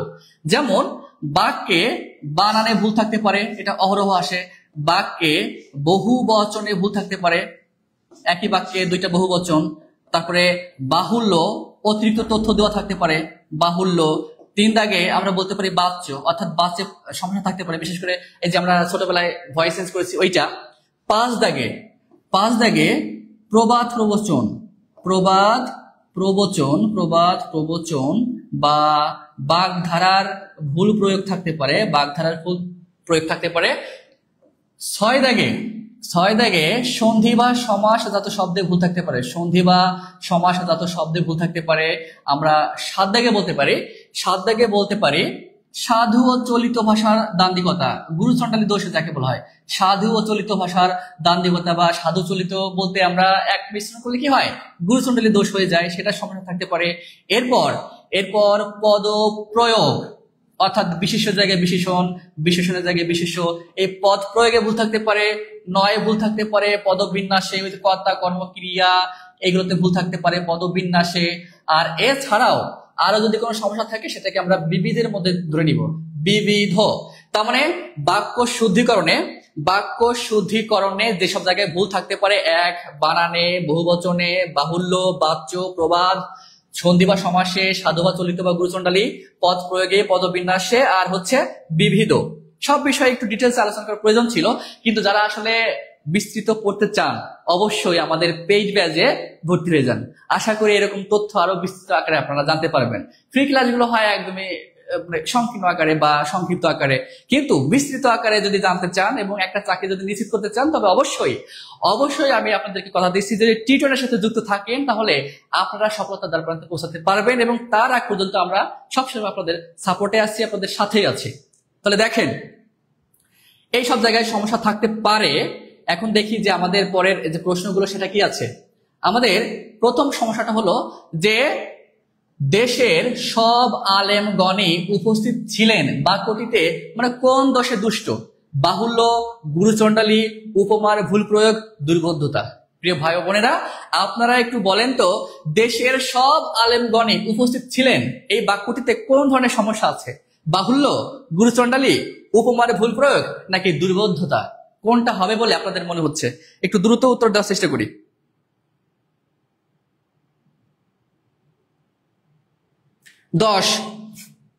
10 কি হবে? সাজ্জাদুর রহমান তিনি প্রথম উত্তর দিয়েছেন 10 এ। উম্মে লামিয়া 10 এ, বিজন মিটু বলেছেন 10 ক, জাকারিয়া মিতু বলেছেন 10 ক, হেমলতা বলেছেন 10 ক। আচ্ছা যাই হোক, দেশের সব আলমগণ, দেখেন এই যে সব, এই সব কিন্তু একটা প্লুরাল, মানে বহুবচন। আবার আলেমের পরে কি আছে? গণ। এই গণও কিন্তু একটা প্লুরাল। একই বাক্যে যদি এরকম 2টা প্লুরাল থাকে, 2টা প্লুরাল বা বহুবচনের ব্যবহার থাকে, ওটাকে বলা হয় কি? বহুবচনের সমস্যা। কি বলা হয়? বহুবচনের সমস্যা। তাহলে এইখানে কিন্তু কিসের সমস্যা হয়েছে? বাহুল্যজনিত সমস্যা, অর্থাৎ একটা অর্থ 2 বার দেওয়া। আমরা সব বলতেও যা বুঝি, আবার এই গণ বলতেও তাই বুঝি। তাহলে একটা যদি মাইনাস করে দেই, এখান থেকে যদি একটা মাইনাস করে দেই, তাহলে কি হবে? দেশের কি হবে? দেশের সব আলেমগণ, গণ কথাটা বাদ দিতে হবে। দেশের সব আলেম উপস্থিত ছিলেন, অথবা লিখতে পারেন দেশের আলেমগণ। কি লিখতে পারেন? আলেমগণ উপস্থিত ছিলেন। কিন্তু কখনোই ভুল করেও এই সব আর গণ একসাথে লেখা যাবে না। তাহলে যে সমস্যাটা হবে সেটা হচ্ছে বাহুল্য দোষে দুষ্ট হবে। কি হবে? বাহুল্য দোষে দুষ্ট হবে, বলোটাকে বহু বছরের সমস্যা বলা যেতে পারে, বাহুল্য অতিরিক্ত। তারপর এই যে গুরুচণ্ডালী বলতে সাধু আর চলিত যদি একসাথে থাকে সেটাকে গুরুচণ্ডাল দোষ বলা যেতে পারে। যেমন তারা শ্মশানে মরা দাহ করতে যাচ্ছে, মরা কিন্তু চলিত আর দাহ হচ্ছে সাধু, এইটা যে সমস্যা গুরুচণ্ডালী দোষ হবে। তারা শ্মশানে মরা দাহ না, মরা পোড়াতে অথবা সব দাহ করতে। আবার যদি বলা হয় গরুর শকটে করে তারা আসছেন, গরুর শকট, গরু তো চলিত ভাষা, শকট কিন্তু তৎসম বা সাধু ভাষা, তাহলে এখানে গরুর শকটে থেকে কি হবে, গরুর গাড়ি হবে। তার মানে এই যে সমস্যা এটাকে বলা হচ্ছে গুরুচণ্ডালী দোষ। এবার উপমার ভুল প্রয়োগ, উপমার ভুল প্রয়োগ আমরা জানি যে অর্ধচন্দ্র মানে কি, গলা ধাক্কা দেওয়া, কিন্তু যদি বলা হয় যে তাকে পূর্ণচন্দ্র দিয়ে বিদায় করা হলো, তাহলে পূর্ণচন্দ্র কিন্তু এখানে কি বলা হচ্ছে, উপমার ভুল প্রয়োগ বা বাগধারার ভুল প্রয়োগ হবে কি অর্ধচন্দ্র, এটা শেষে উপমা। আবার দুর্বোধ্যতা, দুর্বোধ্যতা যেমন তুমি আমার সাথে প্রপঞ্চ করেছো, এতদিন কথা বলেছো, এতদিন স্বপ্ন দেখিয়েছো, লাস্ট এসে কি হলো যে তুমি আমার সাথে প্রপঞ্চ। এখন প্রপঞ্চ মানে কি, প্রপঞ্চ মানে হচ্ছে মায়া বা জাল বিস্তার করা। তো এখানে প্রপঞ্চের অর্থটা আমরা বুঝতে পারতেছি না, দুর্বোধ্য, এই যে সমস্যাটাকে বলা হচ্ছে দুর্বোধ্যতা। আশা করি বুঝতে পেরেছেন। তাহলে দেশের সব আলমগণে উপস্থিত ছিলেন, এই বাক্যটি কোন দোষে দুষ্ট, বাহুল্য। কোন দোষে দুষ্ট, বাহুল্য। পরের প্রশ্নে যাই। পরের প্রশ্নটা 11, পরের প্রশ্নটা 11, কোনটি ঠিক? এখানে 4টা বাক্য দেওয়া আছে। কাব্যটির ভাষায় দৈন্যতা আছে, কাব্যটির ভাষায় দিন আছে, কাব্যটির ভাষায় দৈন্য আছে, কাব্যটির ভাষায় দীনতা আছে, মানে কাছাকাছি পর্যায়ে। কিন্তু উত্তর কোনটা হবে একটু ভেবে বলেন তো, উত্তর কি হবে, নিচের কোন বাক্যটি শুদ্ধ একটু ভেবে বলেন। এটা হচ্ছে 11, 11 দাগ, 11 দাগ উত্তর কি হবে একটু দ্রুত বলি। 11 দাগ,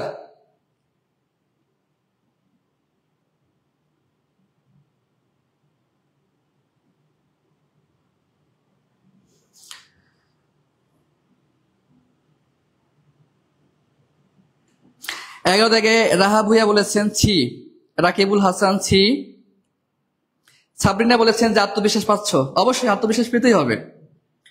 সোনালী স্বপ্ন বলেছেন 11 ঘ, জাকারিয়া নামটা আবার ভুল বললাম, মিতু সংক্ষেপে বলি 11 গ। আনোয়ারুল ইসলাম বলেছেন 10 ক, 10 তো হয়ে গেছে। বিজন মিতু বলেছেন 11 ঘ, উর্মিলা মন্ডল 11 গ। আচ্ছা দেখেন এখানে একটা বিষয় আছে, আমরা জানি যে এই যে বিশেষণ, বিশেষণের সাথে তা যোগ করলে সেটা বিশেষ্য পদ হয়ে যায়, কি হয়ে যায়, বিশেষ্য পদ হয়ে যায়। যেমন দেখেন বিশেষণের সাথে তা যোগ করলে কি হয়, বিশেষণ।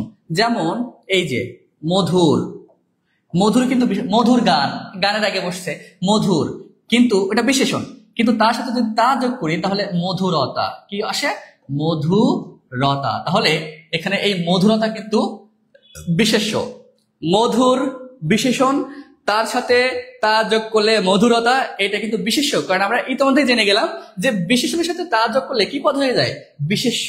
আবার এই মধুরতাকে কিন্তু মাধুর্য বলা হয়, কি বলা হয়, মাধুর্য।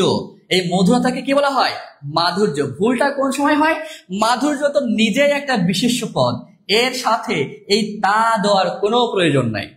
মাধুর্য নিজেই একটা বিশেষ্য পদ, এর সাথে তা দেওয়ার কোনো প্রয়োজন নাই। ঠিক একইভাবে দৈন্যতা, দারিদ্রতা, তারপর উৎকর্ষতা, বাহুল্যতা, সৌন্দর্যতা, সৌজন্যতা, এই যতগুলো শব্দগুলো বললাম না, প্রত্যেকটা পার্সোনালি কি বিশেষ্য পদ, এইগুলোর পরে তা দেওয়ার কোনো প্রয়োজন নাই। তাহলে দারিদ্র তা হবে না, দারিদ্র হবে, সৌজন্য তা হবে না, সৌজন্য হবে। এবার যদি বলে দৈন্যতা, দৈন্য নিজে একটা বিশেষ্য পদ, তার সাথে তা দেওয়ার কোনো প্রয়োজন নাই। বোঝা গেছে? তার মানে কিছু কিছু শব্দ আছে যারা স্বভাবতই বিশেষ্য, তাদের পরে তা দেওয়ার কোনো প্রয়োজন নাই। তা কোন জায়গায় দিব, যদি বিশেষণ হয় তখন, বিশেষের সাথে কখনো তা বস না। ঠিক একইভাবে এইখানে এই যে দেখেন, মূলত এই যে দিন যোগ তা, দিন যোগ তা, এই যে দেখেন এই যে দিন হচ্ছে একটা বিশেষ্য, দুঃখিত, দিন হচ্ছে একটা বিশেষণ পদ, আর তার সাথে তা যোগ করলে হয়ে যায় দীনতা। কি হয়ে যায়, দীনতা। এই দীনতা কিন্তু একটা বিশেষ্য। দীনতা কি? বিশেষ্য। আর ঠিক একইভাবে মধুরতার মতো দীনতাকে দৈন্য বলা হয়। দীনতাকে কি বলা হয়? দৈন্য। আর অবশ্যই ভুল করেও কখনো এখানে তা দেওয়া যাবে না, কারণ দীনতা থেকেই দৈন্য, দুইটাই বিশেষ্য পদ। তাহলে এইখানে দেখেন কাব্যটির ভাষায় দৈন্য, তাহলে দৈন্য এটা তা অতিরিক্ত দেওয়া আছে, এটা হবে না। আবার কাব্যটির ভাষায় দিন, দিন দিন বলে আসলে দিন তো একটা বিশেষণ, মানে ওইখানে কিন্তু বিশেষ হবে, এটাও হবে না। কাব্যটির ভাষায় দৈন্য আছে, কাব্যটির ভাষায় দৈন্য আছে, সবকিছু মেলাই এটা কিন্তু ঠিক হয়। আর কাব্যটির ভাষায় দীনতা, এটাও হতো যদি বানানটা দয় দীর্ঘি ন তয় আকার, যদি এটা থাকতো তাহলে এটাও হতো। কিন্তু যেহেতু দয় রস্যি বানানে ভুল আছে, এটাও হবে না। ওইটা দিন, এটাও হবে না। ওইটা তা আছে, ওটা হবে না। তাহলে উত্তর কি হবে? দৈন্য। উত্তর কি হবে? কাব্যটির ভাষায় দৈন্য আছে। এটা কিন্তু খুব গুরুত্বপূর্ণ। এই তাযুক্ত শব্দগুলো অনেক সময় বেশি দিয়ে দেয়, যে বিশেষ পদই আছে, খালি খালি তাহাজ্জুদ করে একটা বিভ্রান্তি সৃষ্টি করে কর্তৃপক্ষ। খুবই মানে বিরক্তিকর একটা বিষয়, কিন্তু এগুলো তো জানতে হবে, আমাদের মৌলিক বিষয় তো জানতে হবে। আচ্ছা, পরের প্রশ্ন যাই। আমাদের পরের প্রশ্ন হলো, নিচের কোন বাক্যটি শুদ্ধ নয়? প্রশ্নগুলো কিন্তু আগে ভালো করে পড়তে হবে। শুদ্ধ নয় বলা হয়েছে কিন্তু, যে নিচের কোন বাক্যটি শুদ্ধ নয়, নিচের কোন বাক্যটি শুদ্ধ নয়। উপরোক্ত বাক্যটি শুদ্ধ নয়, এই কথা প্রমাণিত হয়েছে, সব সভ্য এসেছেন, ইহার আবশ্যকতা নাই। তাহলে প্রিয় ভাই বোনেরা, আমাদের এই যে 12 দাগ, এই 12 দাগ কি হবে?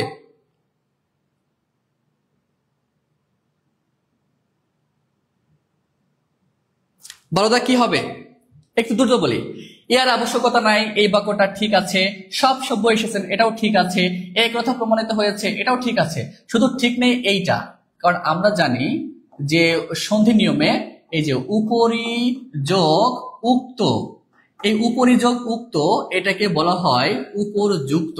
কি বলা হয়? উপর যুক্ত।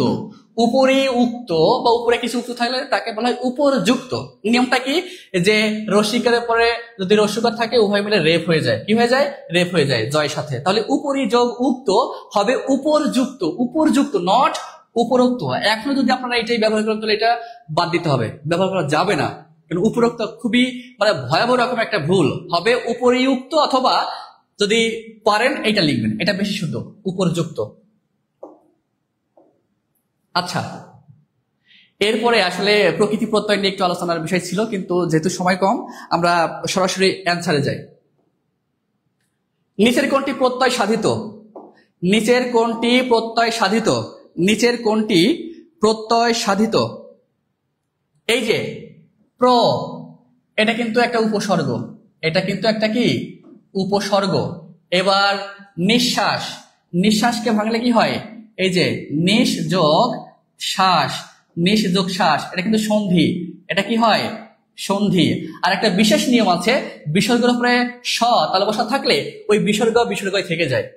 অনুপম, অনুপমকে ভাঙলে হয় ন যোগ উপমা, যার কোনো উপমা নেই তাকে বলা হয় অনুপম, এটা কিন্তু উপসর্গ, এটা কি? উপসর্গ। আবার অনুযোগ উপম, অনুদেব করা যায়। আবার এখানে খণ্ডিত, তাহলে আমরা জানি যে এটাকে ভাঙলে খণ্ড যোগ ইত, খণ্ড যোগ ইত, খণ্ড যোগ ইত। এটা হচ্ছে মূল শব্দ প্রকৃতি, আর এটা হচ্ছে প্রত্যয়, তদ্ধিত প্রত্যয়। তার মানে এটা হচ্ছে প্রত্যয় সাধিত শব্দ। তাহলে নিচের কোনটি প্রত্যয় সাধিত? খণ্ডিত। উত্তর কি হবে? খণ্ডিত। আমাদের পরের প্রশ্ন, এই যে বাক্য, বাক্য এর প্রকৃতি প্রত্যয় কোনটা?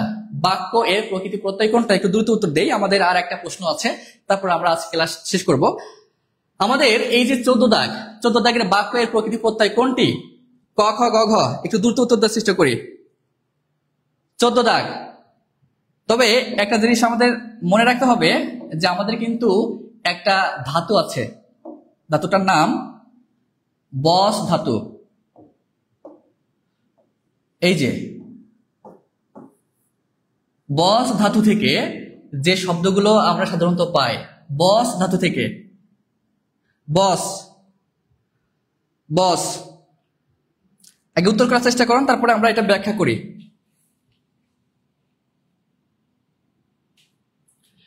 যেমন আমরা যদি লিখি বচন, আমরা যদি লিখি বাচ্য, আমরা যদি লিখি বাক্য, আমরা যদি লিখি বাক্য, এরপরে যদি লিখি উক্তি, কি লিখি উক্তি, এই যে সকল শব্দই কিন্তু এই বস ধাতু থেকে আসছে। এই বস মানে হচ্ছে কথা বলা, বস মানে কি কথা বলা। তাহলে এই শব্দগুলো যদি আমরা ব্যবস্থিত করি তাহলে অবশ্যই এইটা থাকতে হবে।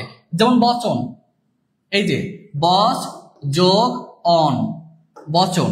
এবার বাচ্য, বাচ্যকেও ভাঙলে কি হবে, মূল ধাতুটা হবে বস, বস যোগ কি হবে জ। আবার বাক্য, ওই বাক্য আর বাচ্য দুইটা একই অর্থ বহন করে, জ। উক্তি, উক্তি মানে কি কথা বলা, আর এই উক্তি কোন ধাতু থেকে আসছে, বস ধাতু, বস মানে কথা বলা। তাহলে এখানে লিখতে হবে বস, কি লিখতে হবে বস যোগ তি, বস যোগ তি। তাহলে এই যে কিছু ক্রিয়ামূল আছে, ক্রিয়ামূল থেকে যেমন দৃশ ধাতু থেকে অনেক শব্দ হয়, দৃশ দর্শনীয়, দৃশ যোগ অনীয়, দর্শক দৃশ যোগ অক, দ্রষ্টব্য দৃশ যোগ টব্য। তার মানে কিছু কিছু ক্রিয়ামূল আছে যে ক্রিয়ামূল থেকে অনেক শব্দ উৎপাদিত হয়, উৎপন্ন হয়, সেই সেগুলো আমাদেরকে মুখস্থ করতে হবে। ঠিক একইভাবে এই যে বাচ্য আর বাক্য, এই বাচ্য আর বাক্য দুটাকে ব্যবস্থা করলে বস যোগ জ, বস যোগ জ এটা হয়। তাহলে বাক্য এর প্রকৃতি পদায় কোনটা হবে, বস যোগ জ, এইটা বস যোগ জ। আশা করি বুঝতে পেরেছেন, আশা করি বুঝতে পেরেছেন যারা 14 দাগে খ লিখেছেন বা বি লিখেছেন। ধন্যবাদ। পরের প্রশ্নে যাই।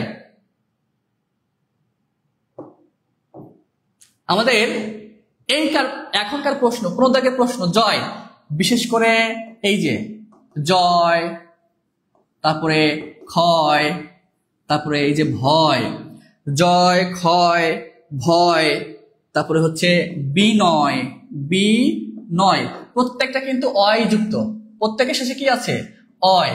তো শব্দের শেষে যদি অয় থাকে ওর প্রত্যয় অল হবে, কি হবে, শব্দের শেষে যদি অয় থাকে প্রত্যয় কি হবে অল।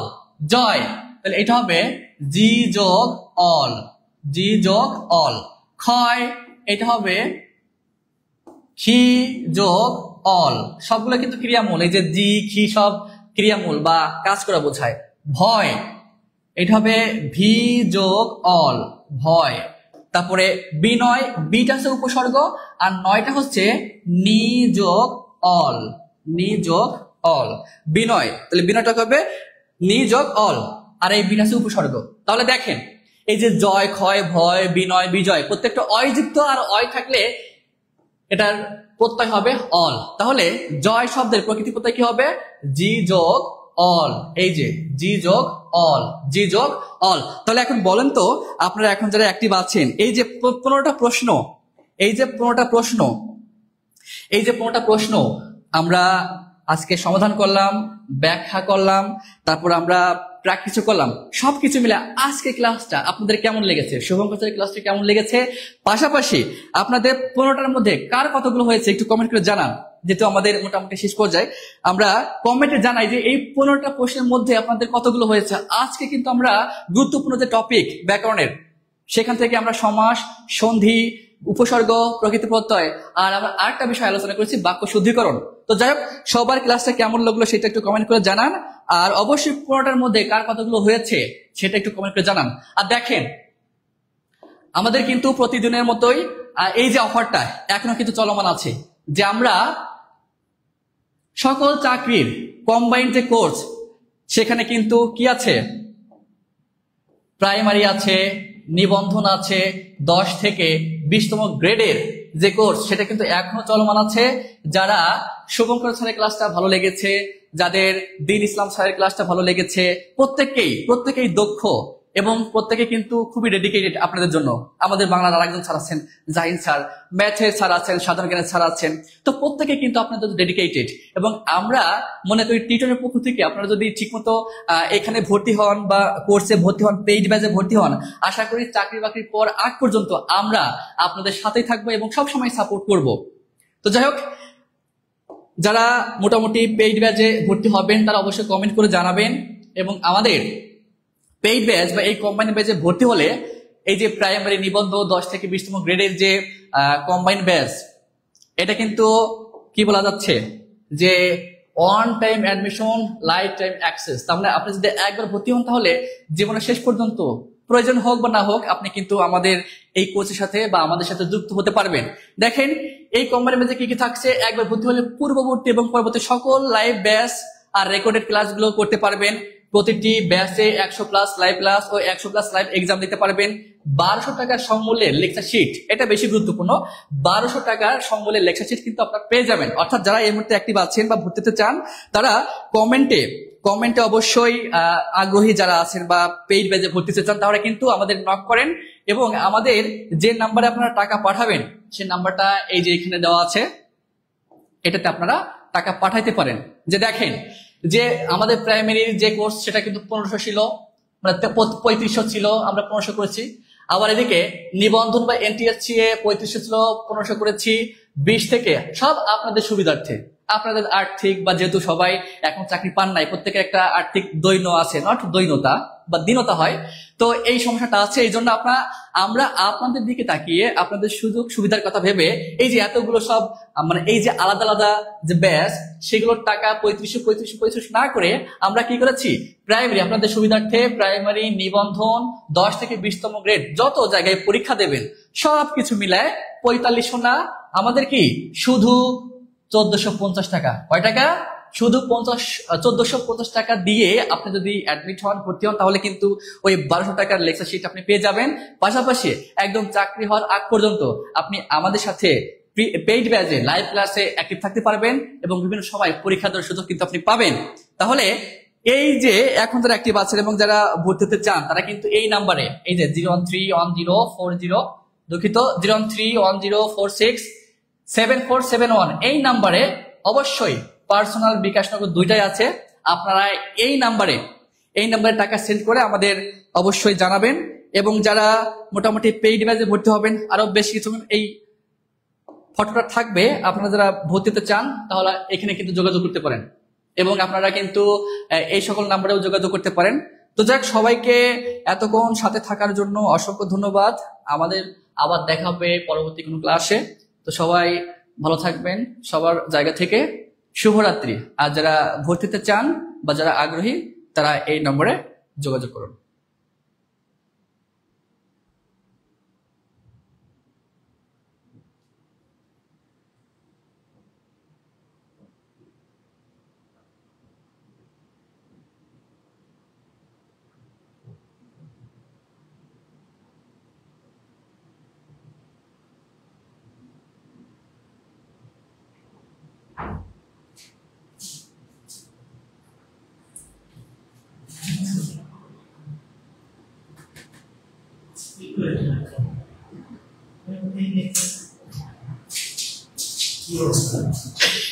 এই ঘামের জন্য